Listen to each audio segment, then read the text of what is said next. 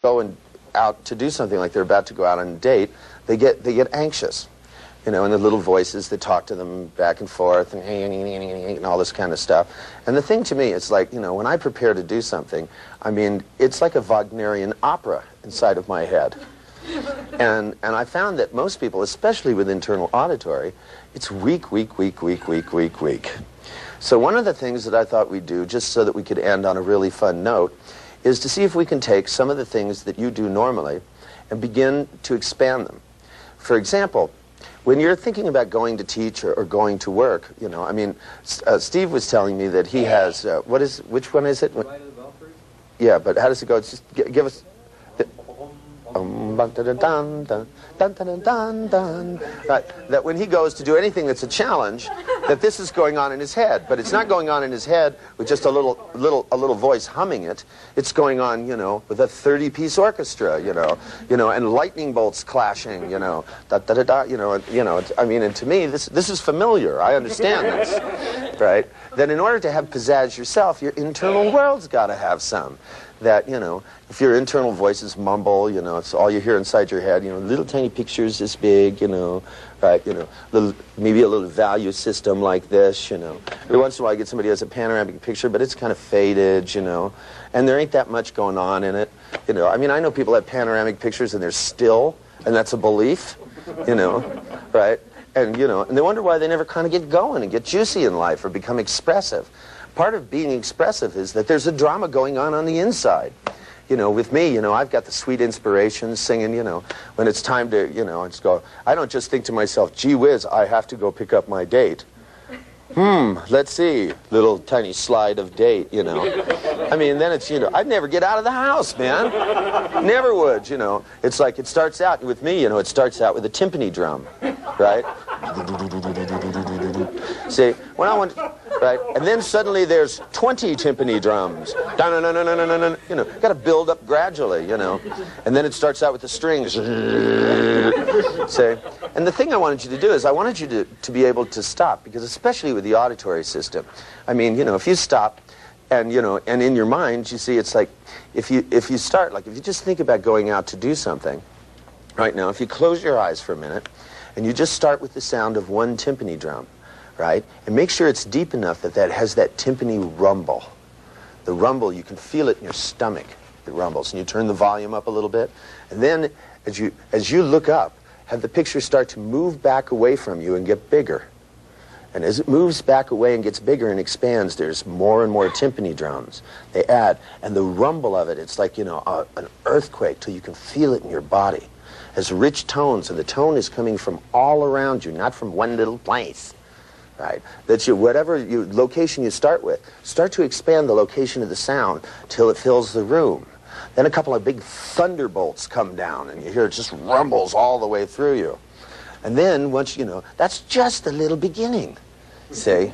You know, then what you need is like you know, the internal dialogue that says, it's time to leave for my date, right? What you want is one voice. What you want is a nice, strong voice that sings it like a gospel singer. It's time to go out on that date. And then you want the background singers to come in, 400 of them, right? Oh, yeah, yeah, yeah, yeah, what a date it's gonna be. Now, when you can hear that fucking shit, and when it rumbles all the way through your body, yeah, amen. Right, and that's when the horn section comes in.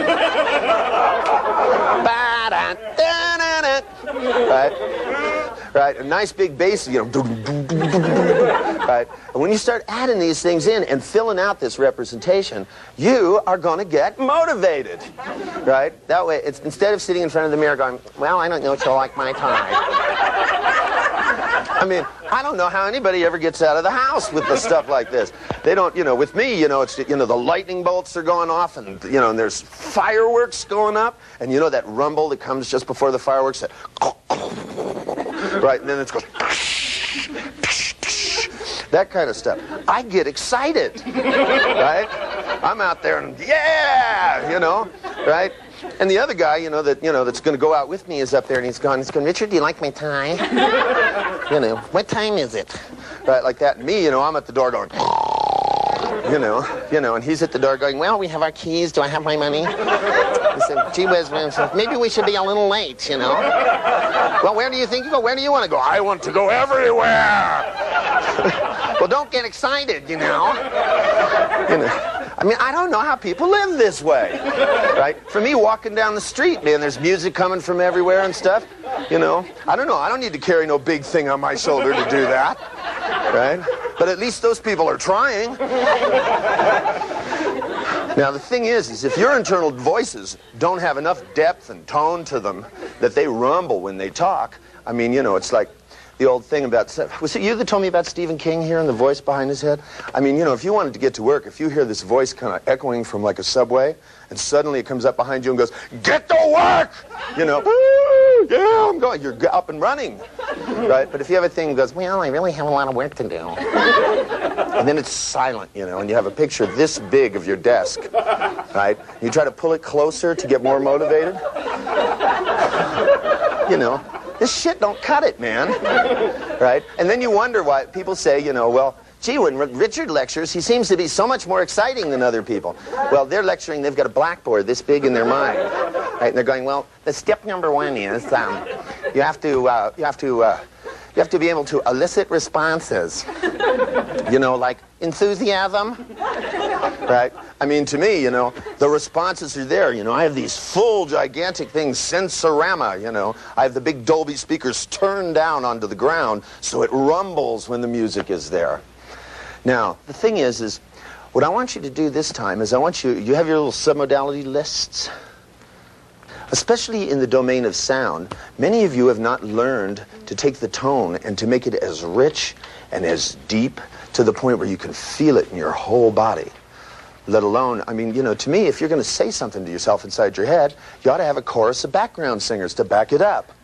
Oh yeah, right? I mean, if I say now, I am walking over there to talk to that lady, voices go, oh yeah.